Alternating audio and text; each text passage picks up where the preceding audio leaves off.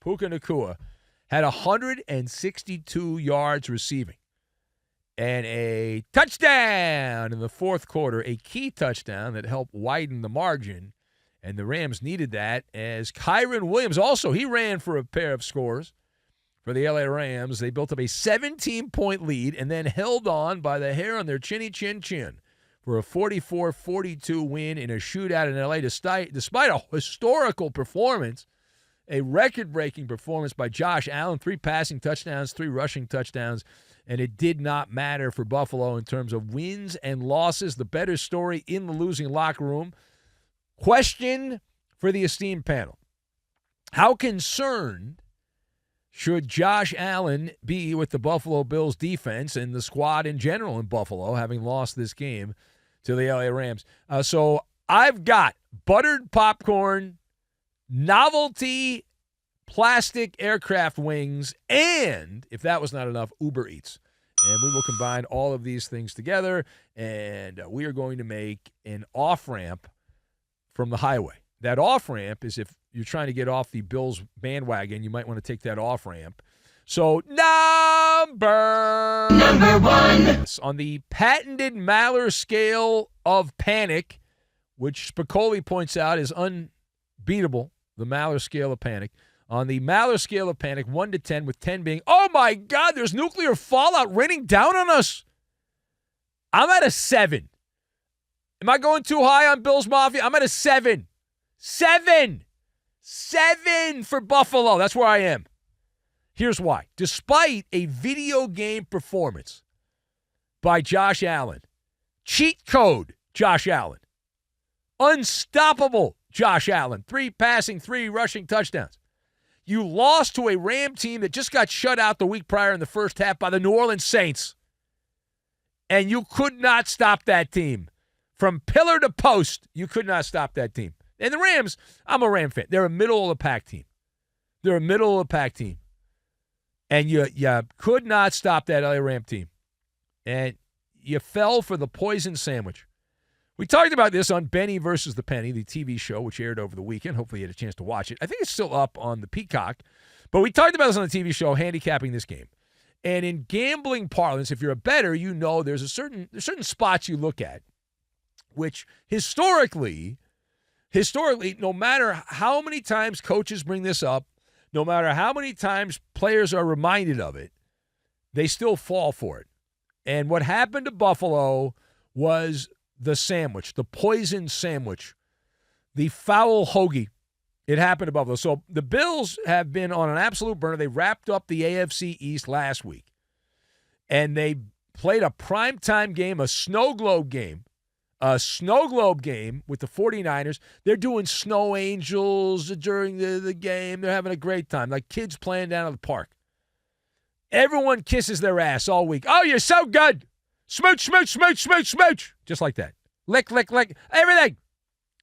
So that happened all week. They're the it team, the Buffalo Bills, beat the Niners in a primetime game. Who do they play next week? Not this week, next week. Ding, ding, ding, ding, ding. They got a date with the Lions. The Lions, the top team in the NFC. So you play the Rams. You're not going to get up for the Rams. It's a non-conference game. The Rams are not a glamour team right now. And you fell for the sandwich. You fell for the trap. You went in there. You weren't ready. The first half, Rams got cooking. You couldn't, by the time you figured things out, it was too late. The game was over. Down 17 points. You try to come back, and it didn't work. That's on the Bills. All right? And so this game, if I'm Josh Allen, and I'm Bills Mafia, let me keep it real. All right? What this game is a trip to the snack bar to get buttered popcorn at the movies, and you settle in, you get to the movies before the movie starts, and they have all the trailers, right? And when you go to the movies early, it says coming attractions. And what we saw from the Buffalo Bills, a coming attraction, right? Get out the bingo card, because the Bills defense had a futile attempt to try to stop the Rams' attack. It was just one phase of the game. The Rams were like the United States Navy, by land, by sea, by air, or however they say it. All phases, right? 457 yards of offense. The LA Rams, 457 yards of offense. 73% conversion on third down for the Rams. Kyron Williams, 87 yards, couple of touchdowns. Matthew Stafford went over 300 yards, 320. Averaged 10.7 yards per pass against a championship Bills team. Matthew Stafford averaged 10.7 yards per pass. I'm repeating that for those of you a little slow because it's late at night. So, and the passer rating, 132.6. Actually, at the holiday party the night before, one of the guys there, one of my cousins is from New York. He's a Bills Mafia guy. And he was there. We were talking in my kitchen. We were talking about the Bills Mafia. And I was like, hey, I said, that's a dangerous spot playing the Rams. He said, oh, no, he says, this Bills defense is legit.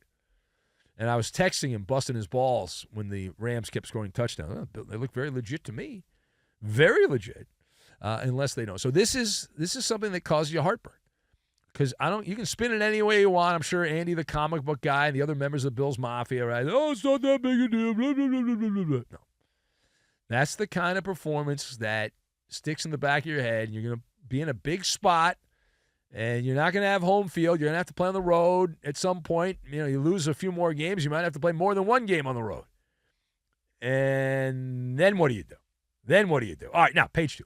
We go to Minnesota, where the people are nice, the food is good, and the football, shockingly good.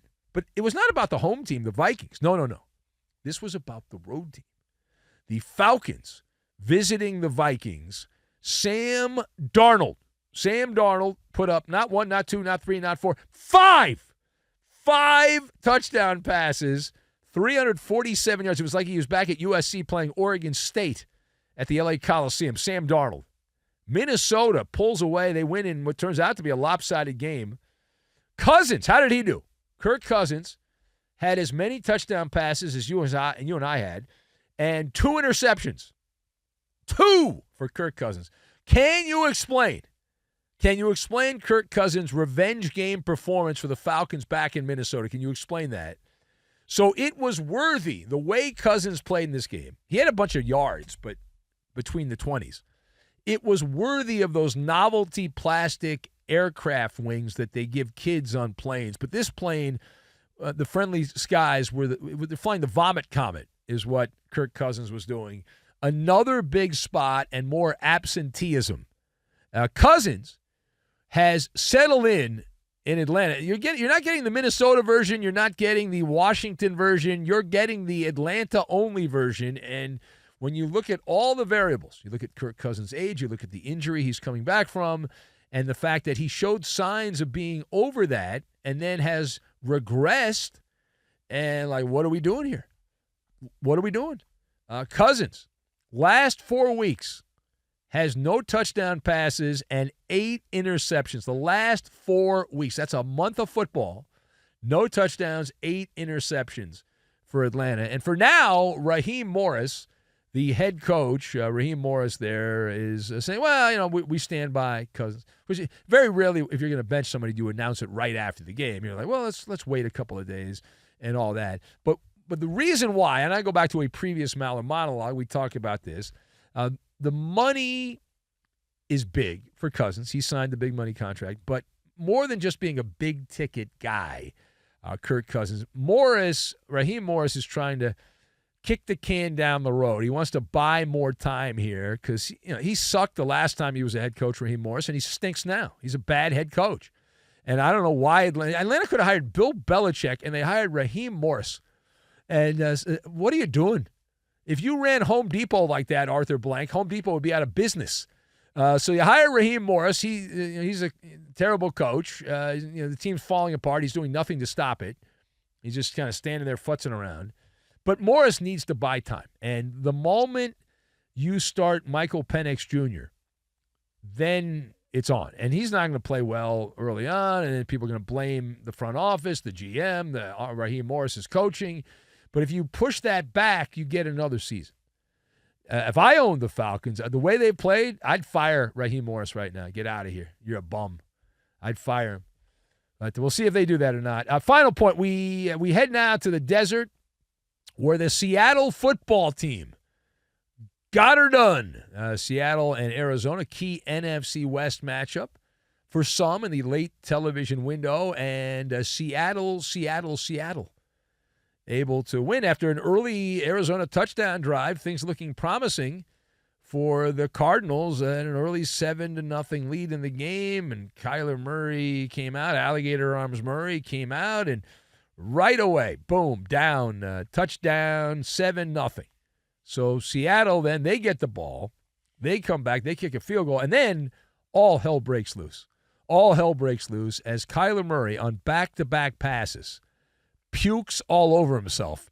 All over. So what is your opinion of Kyler Murray's performance for the Cardinals in another key game that he does not play well in the loss? So the names and the seasons have changed, but Kyler Murray's pattern has not. Wobbly play as the season goes on. It's almost like he's not big enough to handle the rigors of an NFL season, or maybe there's some video game tournament that we don't know about that he's double dipping in. But either way, Alligator Arms Murray coughed up not one but two fur balls and delivered them Uber Eats style to the Seattle football team.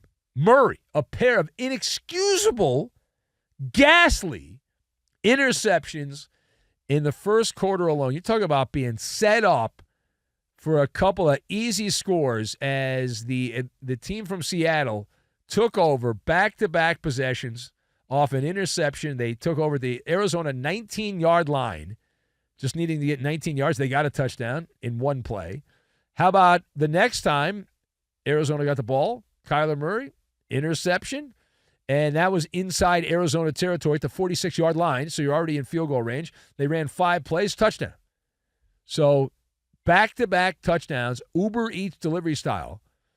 Even Femi in Minnesota, who's the top Uber Eats driver there in Minnesota, is impressed with the giveaway ability of Kyler Murray. And so you look at all of this, it's on brand. It is on brand. Kyler Murray has 3 touchdown passes and 5 interceptions over the last 3 weeks, all of them losses. Twice to Seattle, once to the Minnesota Vikings. And Kyler Murray is getting progressively worse as the year goes on. 6.7 yards per attempt the last month or so. Passer rating below 80. And this is not our first rodeo. We've been to the rodeo. We've seen the rodeo clown before. We know how this works, right? Almost every year, the Cardinals, for the most part, get off to a pretty good start with Kyler Murray. People get excited, but he doesn't stand the test of the season, that he ends up falling to the war of attrition. Kyler Murray, and it appears he's having that happen again.